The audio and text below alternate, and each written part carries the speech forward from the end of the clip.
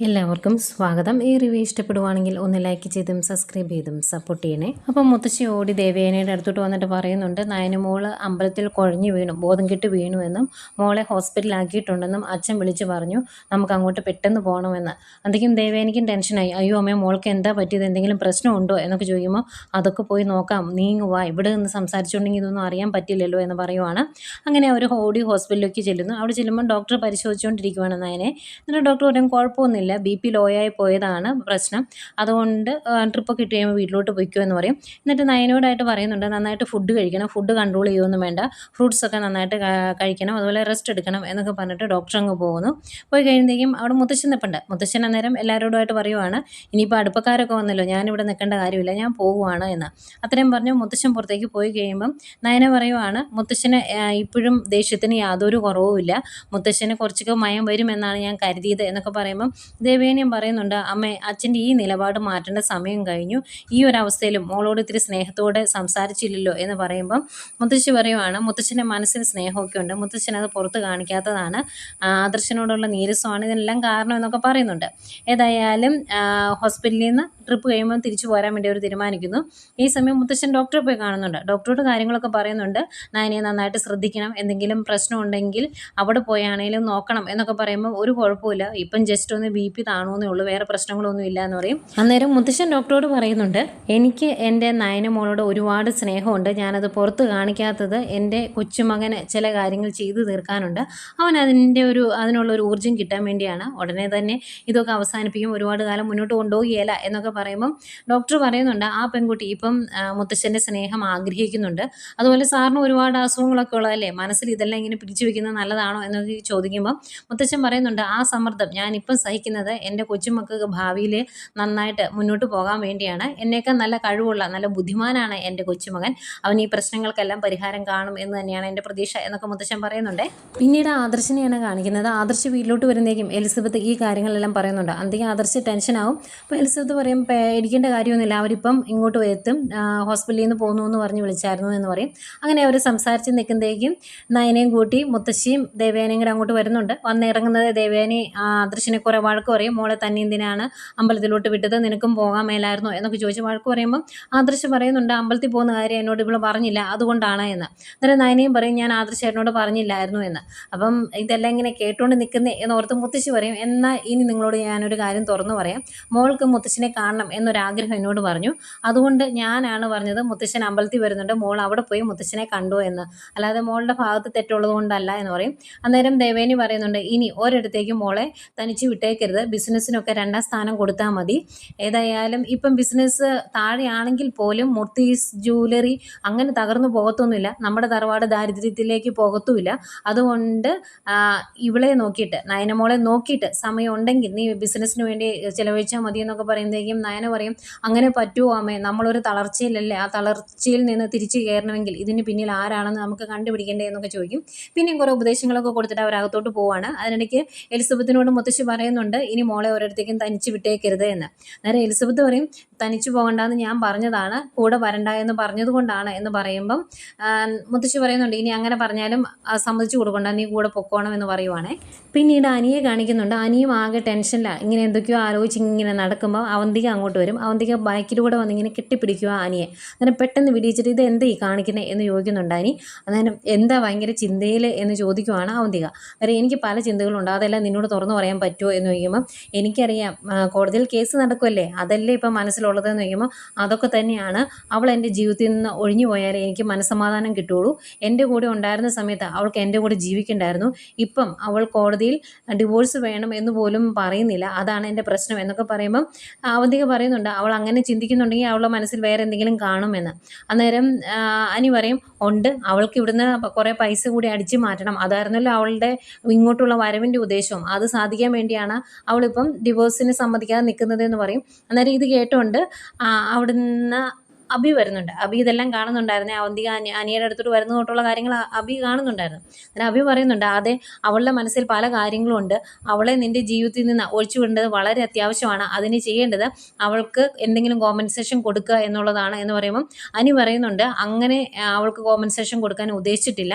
അവളൊരു ഫ്രോഡാണ്. അവൾ ഇങ്ങോട്ട് വന്നത് പൈസയ്ക്ക് വേണ്ടിയാണ്. അതുകൊണ്ട് തന്നെ പൈസ കൊടുത്ത് ഡിവോഴ്സ് നേടുന്നില്ല എന്ന് പറയുമ്പം എങ്കിൽ നീ അനുഭവിക്കാൻ പോകുന്നേ ഉള്ളൂ എന്ന് പറയും. എന്നിട്ട് പറയുന്നുണ്ട്, നീ ഇപ്പം നിന്റെ കമ്പനിയുടെ തലപ്പത്തല്ലേ ഇരിക്കുന്നേ, എന്നിട്ട് എന്തായടാ, നിന്റെ കമ്പനി 4ാം സ്ഥാനത്തേക്ക് പോയില്ലേ, നീ എന്നെ പുറത്താക്കി MD ആയി, എന്നിട്ട് നിന്റെ കമ്പനി ഉയർന്നു വന്നോ? ഇല്ലല്ലോ.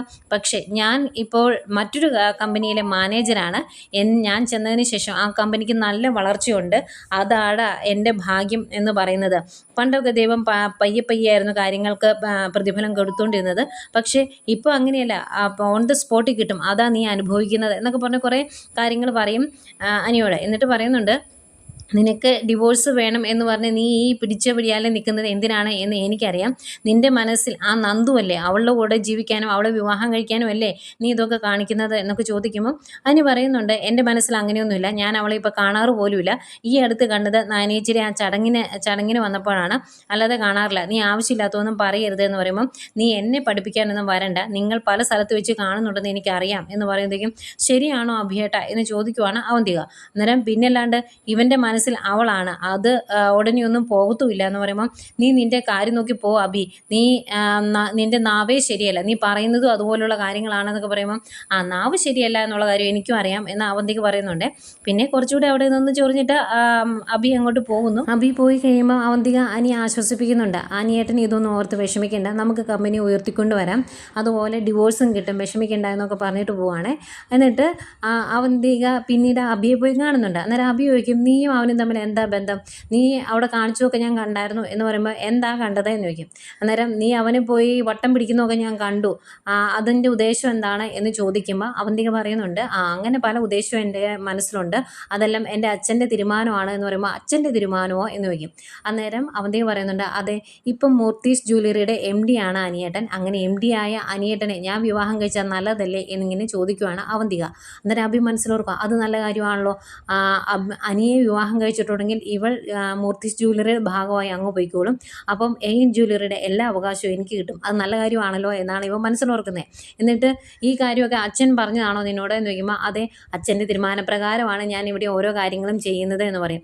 അന്നേരം അഭി പറയുന്നുണ്ട്, അങ്ങനെ നിനക്ക് അനിയെ വിവാഹം കഴിക്കണമെങ്കിൽ തന്നെ മറ്റേ ഡിവോഴ്സ് നടക്കണം. ആ ഡിവോഴ്സ് നടക്കണമെങ്കിൽ അവൾക്ക് എന്തെങ്കിലും പൈസ കൊടുത്താലേ അവൾ സമ്മതിക്കുള്ളൂ, കോമ്പൻസേഷൻ കൊടുക്കാതെ അവൾ സമ്മതിക്കത്തില്ല, അല്ലെങ്കിൽ ഇതിങ്ങനെ നീണ്ടു പോകുമെന്ന് പറയും. അന്നേരം അങ്ങനെ കൊടുക്കണമെങ്കിൽ ഇനി എന്താ ചെയ്യുന്നത്, നമ്മൾ പറഞ്ഞാൽ ഇവരാരും കേൾക്കുകയല്ലോ എന്ന് അവന്തിക പറയും. അന്നേരം അഭി പറയുന്നുണ്ട്, അതൊന്നും സാരമില്ല, ഞാൻ ഏതായാലും അവളെ പോയി കാണാം, അനാമികയെ പോയി കാണാം, എന്നിട്ട് അവരോട് ഇവിടെ വന്ന് സംസാരിക്കാൻ പറയാം, എങ്ങനെയെങ്കിലും കെഞ്ചി കേണാനെങ്കിലും എന്തെങ്കിലും തരാവോ എന്ന് ചോദിക്കാൻ പറയാം, അങ്ങനെ ഈ കാര്യങ്ങൾ നടത്തിയെടുക്കാം എന്നൊക്കെ പറയുന്നു. അതുപോലെ അന്നേരം അവന്തിക പറയുവാണ്, അച്ഛൻ്റെ മനസ്സിൽ ഒരുപാട് പ്ലാനുകളുണ്ട്, ഇവിടുന്ന് പണ്ട് മുത്തശ്ശൻ അടിച്ചിറക്കി വിട്ടതാണ് എൻ്റെ അച്ഛനെ, ആ അച്ഛനെ ഈ വീട്ടിലോട്ട് തിരിച്ച് കയറണമെങ്കിൽ ഞങ്ങളുടെ വിവാഹം നടക്കണം, അങ്ങനെ വിവാഹം നടന്നു കഴിഞ്ഞാൽ പിന്നെ അച്ഛൻ ഇങ്ങോട്ട് വരുമ്പോൾ ആർക്കും എതിർക്കാൻ പറ്റത്തില്ല, മൂർത്തി മുത്തശ്ശന് പോലും എതിർക്കാൻ പറ്റത്തില്ല, അതാണ് അച്ഛൻ്റെ ഉദ്ദേശം എന്നൊക്കെ പറയുമ്പം എടി അങ്ങനെ എന്തെങ്കിലും കാര്യമുണ്ടെങ്കിൽ നീ അത് എന്നോട് നേരത്തെ പറയണ്ടേ, നീ അച്ഛനെ കണ്ടുമുട്ടിയിട്ട് പോലും അതെന്നോട് പറഞ്ഞില്ലായിരുന്നു എന്ന് പറയുമ്പം അവന്തിക പറയുന്നുണ്ട്, അത് പറഞ്ഞായിരുന്നെങ്കിൽ ഏട്ടൻ മൊത്തത്തിൽ അതങ്ങ് ചളവാക്കിയേനെ, ജ്വല്ലറിയിൽ വരുമ്പം അവിടെ ഡേവിഡിൻ്റെ അടുത്തൊക്കെ അധികാരം കാണിച്ച് മൊത്തത്തിൽ നശിപ്പിച്ചേനെ എന്ന് പറയുമ്പം അഭി പറയുവാണ്, അയാൾക്ക് എൻ്റെ മുന്നിൽ നിൽക്കുമ്പോൾ എന്നോട് ഭയങ്കര റെസ്പെക്റ്റാണ്, അതെന്തുകൊണ്ടാണ് എന്ന് ഞാൻ പലപ്പോഴും ചിന്തിച്ചിട്ടുണ്ട്, അതിൻ്റെയൊക്കെ കാരണം ഇപ്പോഴല്ലേ എനിക്ക് മനസ്സിലായത്, ഏതായാലും നമുക്കിത് സെറ്റാക്കാം എന്നാണ് അവന്തികയോട് അഭി പറയുന്നത്. എന്നിട്ട് നേരെ അഭി അനാമികയെ കാണാൻ വരുവാണ്. എന്നിട്ട് ഇവരോട് പറയുന്നുണ്ട്, നിങ്ങൾ ഉറപ്പായിട്ടും പറയണം ഞങ്ങൾക്ക് കോമ്പൻസേഷൻ കിട്ടിയില്ലെങ്കിൽ ഡിവോഴ്സിന് സമ്മതിക്കില്ല എന്ന്. അങ്ങനെ ഒരു നിലപാടിലേക്ക് എത്തുമ്പം അനിയെ രക്ഷിക്കാൻ വേണ്ടി അവർ എന്തെങ്കിലും തരും, കുറഞ്ഞതൊരു 3-4 കോടി തരും, അത് കിട്ടിയാൽ തന്നെ നിങ്ങൾക്ക് പിന്നെ സുഖമായിട്ട് ജീവിക്കാമല്ലോ എന്നൊക്കെ പറയുമ്പം അത് മതി, അതാണ് ഞങ്ങളുടെ ഉദ്ദേശം എന്ന് പറയുമ്പം അഭി പറയുന്നുണ്ട്, അങ്ങനെയാണെങ്കിൽ എത്രയും പെട്ടെന്ന് ഈ ഡിവോഴ്സ് നടക്കണം, അതുകൊണ്ട് നിങ്ങൾ അനന്തപുരിയിലേക്ക് വാ, അവിടെ ഒന്ന് മുത്തശ്ശനെ ഒന്നുകൂടെ കാണുക എന്ന് പറയും. അന്നേരം അയാൾ പറയുന്നുണ്ട്, വേണു പറയുന്നുണ്ട്, ഇനിയും വന്ന് തല്ലുകൊള്ള ഞങ്ങൾക്ക് പറ്റില്ല എന്ന്. അന്നേരം തല്ലുകൊണ്ടു എന്ന് ഓർത്ത് എന്താ പ്രശ്നം, നിങ്ങൾക്ക് പൈസ കിട്ടിയാൽ പോരെ, അതിന് ഇങ്ങനെയൊക്കെ ചെയ്തേ പറ്റുള്ളൂ എന്ന് പറഞ്ഞ് അവരെ കുറേ അങ്ങ് ഉപദേശിക്കും. അന്നേരം ഏതായാലും വന്നേക്കാം എന്നവർ പറയുന്നുണ്ട്. അതുപോലെ അബി അതിൻ്റെ കൂടെ എടുത്ത് പറയുന്നുണ്ട്, നിങ്ങളോട് ഞാൻ പണ്ട് പറഞ്ഞായിരുന്നു അവിടുന്ന് എന്തെങ്കിലും കിട്ടുവാണെങ്കിൽ എനിക്ക് കമ്മീഷൻ തന്നെന്ന്. ഇനി കമ്മീഷനൊന്നും തരണ്ട, എനിക്ക് പൈസയ്ക്ക് വലിയ ബുദ്ധിമുട്ടൊന്നും ഇല്ല എന്ന് പറയും. അന്നേരം അതെന്താ നിനക്ക് വല്ല ലോട്ടറി അടിച്ചോ എന്ന് ചോദിക്കുമ്പോൾ ഒരു ചെറിയ ലോട്ടറി അടിച്ചു എന്ന് തന്നെ കൂട്ടിക്കോ എന്ന് പറയുമ്പോഴത്തേക്കും വേണു എങ്കിൽ എനിക്ക് കുറച്ച് പൈസ താ എന്ന് പറയുവാണ്. അന്നേരം അബി പറയും അത്രയ്ക്കങ്ങ് സെറ്റപ്പായില്ല, സെറ്റപ്പായി വരുന്നേ ഉള്ളൂ എന്ന്. എന്നാൽ ഇത്രയും കാര്യം പറഞ്ഞിട്ട് അവിടെ നിന്ന് പോരുവേ അബി. പിന്നെ കാണിക്കുന്നത് നിവിനെയും നന്ദുവിനെയും. അവർ രണ്ടുപേരും വൈകിട്ടത്തെ ഡിന്നറൊക്കെ കഴിഞ്ഞ് ഇറങ്ങി, നല്ല ഫുഡായിരുന്നു എന്നൊക്കെ പറഞ്ഞ് സംസാരിച്ച് ഇറങ്ങി പോരുമ്പം നന്ദു നിവിനോട് പറയുന്നുണ്ട്, ഞാൻ വന്ന പോലെ തന്നെ ഞാൻ വിളിക്കുമ്പം നിവിനേട്ടനും എൻ്റെ കൂടെ വന്നേക്കണം കേട്ടോ എന്ന് പറയുമ്പോൾ ഉറപ്പായിട്ടും വരും. നന്ദു വിളിച്ചാൽ കോടതി സമയം അല്ലെങ്കിൽ എവിടെയാണെങ്കിലും ഞാൻ കൂടെ വരും എന്ന് നിവിൻ പറയുന്നുണ്ട്. അങ്ങനെ ഇവർ സംസാരിച്ച് നിൽക്കുന്നേക്കും അനി വിളിക്കുന്നു. എനിക്ക് ആകെ സങ്കടമാണല്ലോ നന്ദുവും നെവിനയോട് ഒരുമിച്ച് പോയത്, അതുകൊണ്ട് തന്നെ വിളിച്ചിട്ട് എല്ലാം കഴിഞ്ഞോടി എന്ന് ചോദിക്കുമ്പോൾ കഴിഞ്ഞു അനി, നല്ല രസമായിരുന്നു, നല്ല ഫുഡായിരുന്നു എന്നൊക്കെ പറയുന്നു. എന്നിട്ട് എൻ്റെ അടുത്ത് വേറൊരാളോട് നിൽപ്പുണ്ട്, ഞാൻ കൊടുക്കാം, നെവിനേട്ടൻ്റെ കൊടുക്കാമെന്ന് പറഞ്ഞാൽ നവിൻ്റെ കൊടുക്കും. അപ്പം നെവിൻ എന്നെ ഉണ്ടറാ, നിനക്ക് തിരക്കായിരുന്നോ, നീ എന്താ വരാതിരുന്നതെന്ന് ചോദിക്കുമ്പം നീ എന്നെ വിളിച്ചില്ലല്ലോ എന്ന് പറയും. അന്നേരം ഞാൻ വിളിച്ചില്ലെങ്കിൽ എന്താ, നന്ദു വിളിച്ചില്ലായിരുന്നു, നിനക്ക് വരാൻ മേലായിരുന്നു ചോദിക്കുമ്പം നീ നടത്തുന്ന പാർട്ടിക്ക് അവൾ വിളിച്ചിട്ട് ഞാൻ വരേണ്ട കാര്യമില്ലല്ലോ, അതുകൊണ്ടാണ് വരാണ്ടിരുന്നത്. ഏതായാലും നിങ്ങളുടെ ഫംഗ്ഷൻ, നിങ്ങളുടെ കാര്യങ്ങളൊക്കെ നടക്കട്ടെ എന്ന് പറഞ്ഞിട്ട് തിരക്കാന്ന് പറഞ്ഞാൽ അനി ഫോം വയ്ക്കുവേ. അനി ഫോം വെച്ച് കഴിയുമ്പം നെവിൻ നന്ദുവിനോട് ചോദിക്കുന്നുണ്ട്, ഞാനൊരു കാര്യം ചോദിച്ചോട്ടെ, എനിക്ക് നന്ദുവിനോട് പ്രത്യേകിച്ച് എന്തെങ്കിലും ഇഷ്ടമുണ്ടോ എന്ന് ചോദിക്കുക. അന്നേരം അങ്ങനെയൊന്നുമില്ല, അവൻ എന്നെ ഇഷ്ടമാണ് എന്ന് പറയും. എന്നിട്ട് എങ്ങനത്തെ ഇഷ്ടമാണ് എന്ന് നെവിൻ ചോദിക്കുമ്പം നവനേട്ടൻ ഉദ്ദേശിക്കുന്ന പോലെയൊന്നുമില്ല, ഞങ്ങൾ നല്ല ഫ്രണ്ട്സാണ്, അത്രയേ ഉള്ളൂ എന്ന് പറയുന്നു. എന്നിട്ട് നന്ദു അനാമികയുടെ കാര്യം എടുത്തിട്ടും ആ ഡിവോഴ്സ് എങ്ങനെയെങ്കിലും ഒന്ന് നടത്തി കൊടുക്കാൻ മേലായിരുന്നോ, അവൻ്റെ ജീവിതത്തിൽ നിന്ന് അവൾ പോയാൽ മാത്രമേ അവന് സമാധാനം കിട്ടുകയുള്ളൂ, ഇതുപോലൊരു ഭൂലോക ഫ്രോഡായ പെണ്ണിനെ ഞാൻ കണ്ടിട്ടില്ല, അവളുടെ ഉദ്ദേശം പൈസയാണ്, അതുകൊണ്ട് എങ്ങനെയെങ്കിലും ആ ഡിവോഴ്സ് ഒന്ന് നടത്തി കൊടുക്കുന്ന നവീനേട്ടാ എന്ന് പറയുമ്പം നവീൻ പറയുന്നുണ്ട്, അങ്ങനെ പെട്ടെന്നൊന്നും ഡിവോഴ്സ് കിട്ടില്ല, അങ്ങനെ കിട്ടണമെങ്കിൽ മ്യൂച്വൽ അണ്ടർസ്റ്റാൻഡിങ്ങിൽ മുന്നോട്ട് പോകണം, അങ്ങനെ വരണമെങ്കിൽ എന്തെങ്കിലും കോമ്പൻസേഷൻ കൊടുക്കേണ്ടി വരും. ഏതായാലും കോടതിയുടെ മുന്നിലല്ലേ കാര്യങ്ങൾ, എന്നെക്കൊണ്ട് പറ്റുന്നതൊക്കെ ഞാൻ ചെയ്തേക്കാം, അത് ഞാൻ ഉറപ്പ് തരാം, എൻ്റെ പണി ഞാൻ വൃത്തിയായിട്ട് ചെയ്തോളാം എന്ന് നവീൻ പറയുന്നുണ്ട്.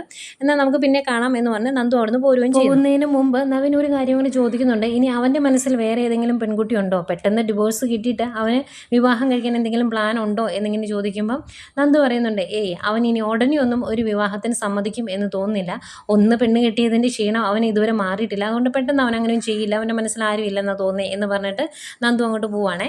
പിന്നെയും കാണിക്കുന്ന അനാമികയാണ്. അനാമിക ഡ്രസ്സൊക്കെ എടുത്തിട്ടിട്ട് ഏതാണ് കൂടുതൽ ചേരുന്നത് എന്നിങ്ങനെ നോക്കിക്കൊണ്ടിരിക്കുന്ന സമയത്ത് അനി അങ്ങോട്ട് വരും. എന്നിട്ട് കെട്ടാൻ പോകുന്ന ചെറുക്കനെ ഇമ്പ്രസ് ചെയ്യാനാണോ നീ ഡ്രസ്സൊക്കെ മാറി മാറി വെച്ച് നോക്കുന്നത് എന്ന് ചോദിക്കുമ്പോൾ ആ ഒരു ഉദ്ദേശം കൂടി ഉണ്ട് എന്ന് പറയും. അന്നേരം അഭി പറയുന്നുണ്ട്, അങ്ങനെ ഒരു കാര്യം നടക്കണം, പെട്ടെന്ന് നടക്കണമെങ്കിൽ നീ എങ്ങനെയെങ്കിലും അനിയും അനാമികയും തമ്മിലുള്ള ഡിവോഴ്സ് നടത്താനുള്ള കാര്യങ്ങൾ ചെയ്യണം, അതിന് അവർക്ക് എന്തെങ്കിലും പൈസ കൊടുക്കണം കോമ്പൻസേഷനായിട്ട്, അതേ നടക്കുകയുള്ളൂ, അത് നീ എങ്ങനെയെങ്കിലും ഒന്ന് മുത്തശ്ശനെ കൊണ്ട് സമ്മതിപ്പിക്കുക എന്ന് പറയും.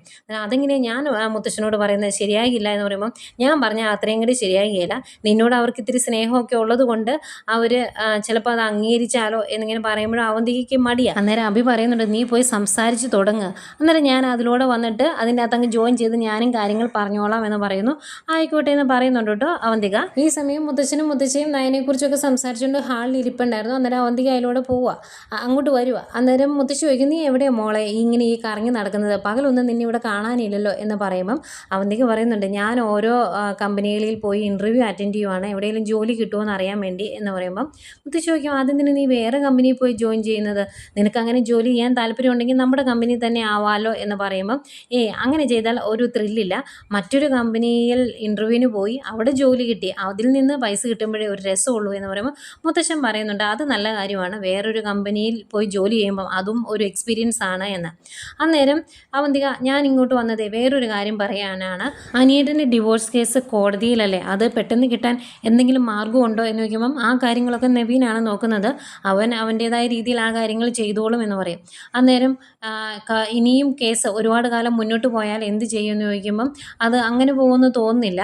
ഡിവോഴ്സിന് ആവശ്യമായ തെളിവുകളൊക്കെ ഇപ്പം തന്നെ കോടതിയിലുണ്ട്. അതുകൊണ്ട് കോടതി ഒരു തീരുമാനം എടുത്തോളും എന്ന് പറയുമ്പം അത് കേട്ടുകൊണ്ട് അങ്ങോട്ട് അഭി വരുവാണ്. അന്നേരം അഭി പറയുക പെട്ടെന്ന് ഡിവോഴ്സ് കിട്ടാനുള്ള മാർഗ്ഗമൊക്കെ ഉണ്ട്, അത് നമ്മൾ ചെയ്താൽ പെട്ടെന്ന് ഡിവോഴ്സ് കിട്ടുമെന്ന്. അന്നേരം മുത്തശ്ശി ചോദിക്കാം അതെന്ത് മാർഗ്ഗമാടാ എന്ന്.